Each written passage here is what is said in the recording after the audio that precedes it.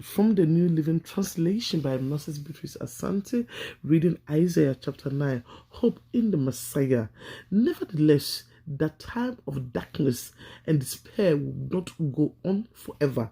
The land of Zebulun and Naphtali will be humbled, but there will be a time in the future when Galilee of the Gentiles, which lies along the road that runs between the Jordan and the sea, will be filled with glory.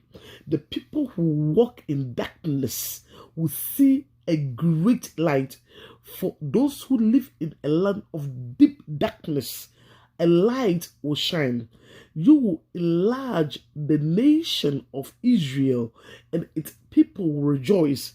They will rejoice before you as people rejoicing at the harvest, and like warriors dividing the plunder. For you will break the yoke of their slavery and lift the heavy burden from their shoulders. You will break the oppressor's rod, just as you did when you destroyed the army of Media. The boot of the warrior and the uniform bloodstained by war will all be burned. There will be a fuel for the fire. For a child is born to us, a son is given to us. The government will rest on his shoulders, and he will be called Wonderful Counselor, Mighty God, Everlasting Father, Prince of Peace. His government and his peace will never end. He will rule with fairness and justice from the throne of his ancestor David for all eternity. The passionate commitment of the Lord of Heaven's army will make this happen. The Lord's anger against Israel. The Lord has spoken out against Jacob. His judgment has fallen upon Israel, and the people of Israel and Samaria, who spoke with such pride and arrogance, will soon know it. They said, "We will replace the broken bricks of our rooms with finished stones, and replace the fallen synagogue fig tree with cedars." But the Lord will bring Rizah, enemy against Israel, and stir up all their foes. Then Assyria from the east and the Philistines from the west will bear their flames and devour Israel. But even then, the Lord's anger will not be satisfied. His fist is still poised to strike.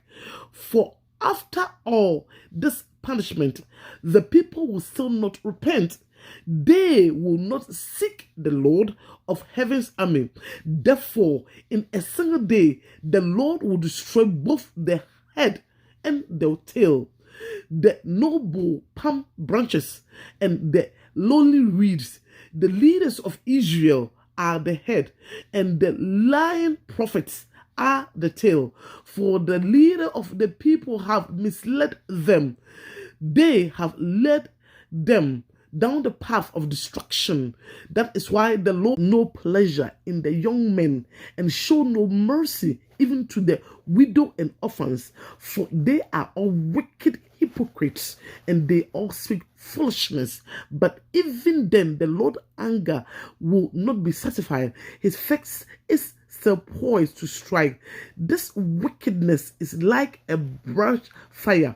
It burned not only briars and thorns, but also set the forest ablaze. It burning sent up clouds of smoke. The land will be blackened by the fury of the Lord of Heaven's armies. The people will be few for the fire, and no one will spare even his own brother. They will attack their neighbors on the right, but will still be hungry. They will devour their neighbors on the left, but still not satisfied. In the end, they will even eat their own children. Manasseh will feed on Ephraim.